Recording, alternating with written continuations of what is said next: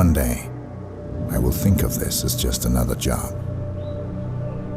After all, this is what I do. After 6 years of downtime, Agent 47 is back on the job in Hitman Absolution. Given the sizable gap between installments, it's only logical that IO Interactive would change up the pattern for 47's first real next-gen contract. Do the results make any meaningful contribution to the stealth genre, or should this killer have remained underground?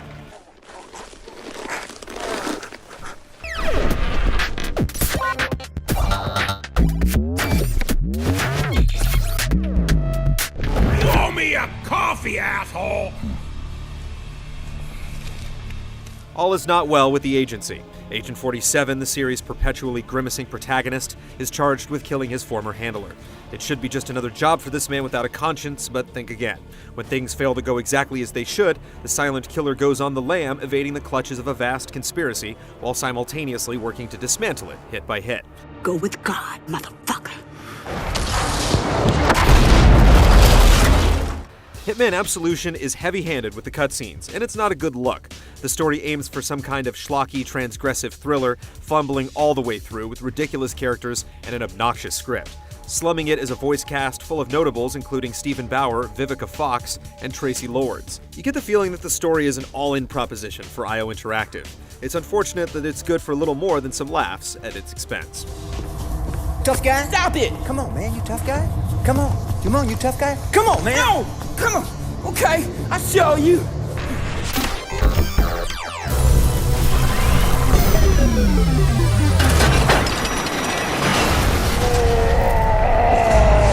Agent 47's quest for absolution takes him to all manner of locales amenable to his deadly trade, from bustling city streets where he's just a face in the crowd, to much more confining precincts where a single suspect move could raise an alarm, and a subsequent speedy checkpoint reload.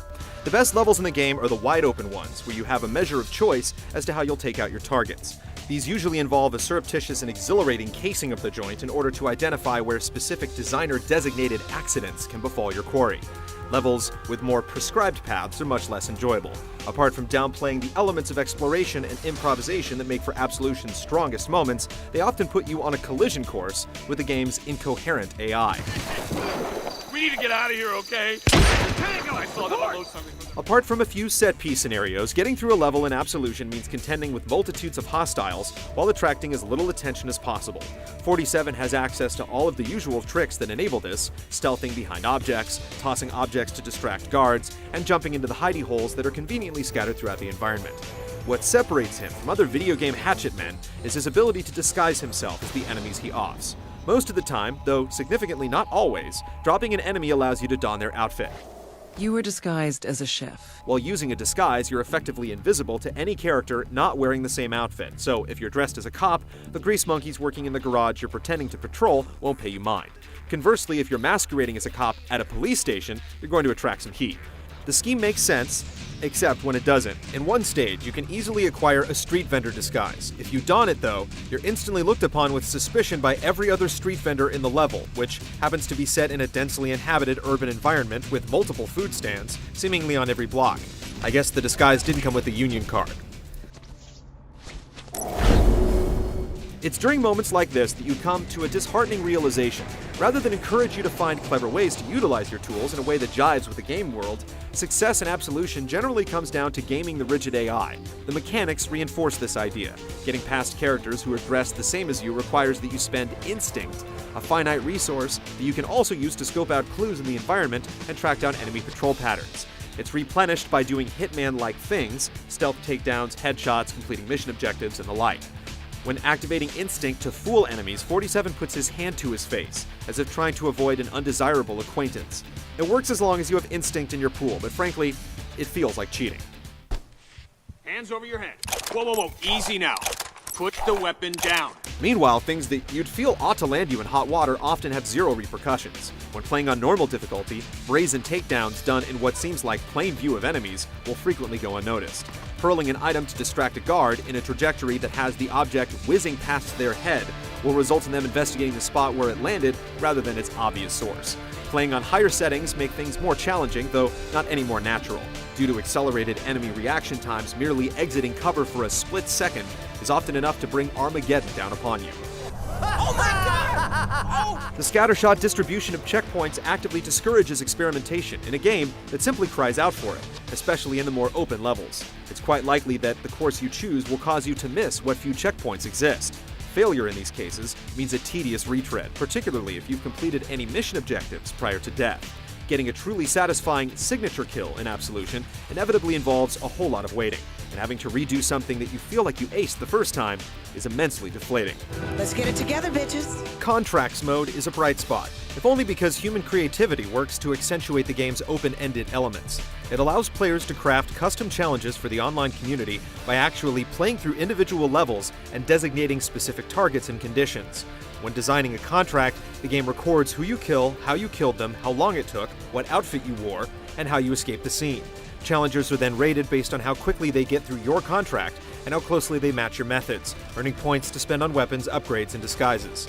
Given the wide variety of tricks you can employ, it's likely you'll encounter some wild stuff when messing with contracts. You'll find yourself wishing the ponderous campaign exhibited a fraction of the joy.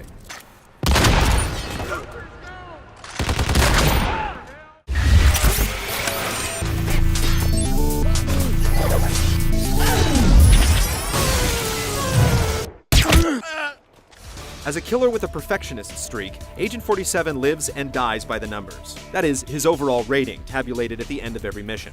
However, this system, which is intended to encourage deliberate and clean play, ends up feeling like a nagging scold. 47 is skilled indeed, but whenever you neutralize someone that isn't a designated target, you're docked points. There are degrees, of course. Non-lethal takedowns cost you less, and the penalties are actually negated if you successfully hide bodies. But in practice, trying to play the way the game seems to be instructing you to feels exceedingly tedious.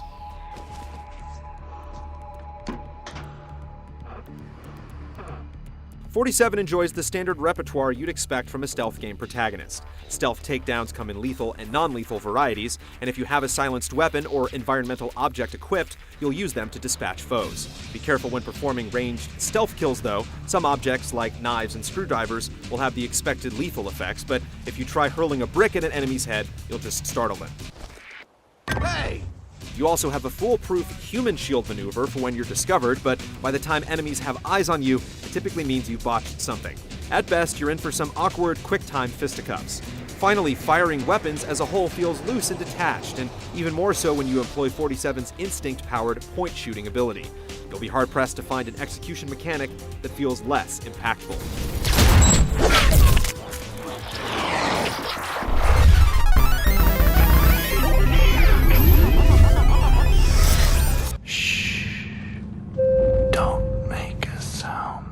Hitman Absolution is nothing if not distinctive.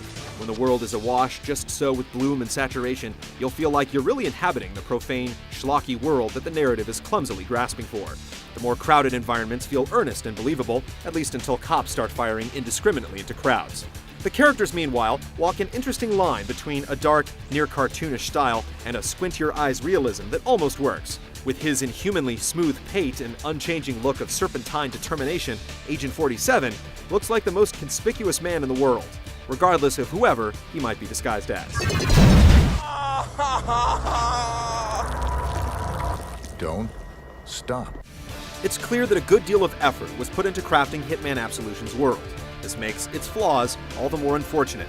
Rather than encourage you to engage this striking world as a real place with coherent rules and consequences, you're asked to internalize its shortcomings and game them mercilessly.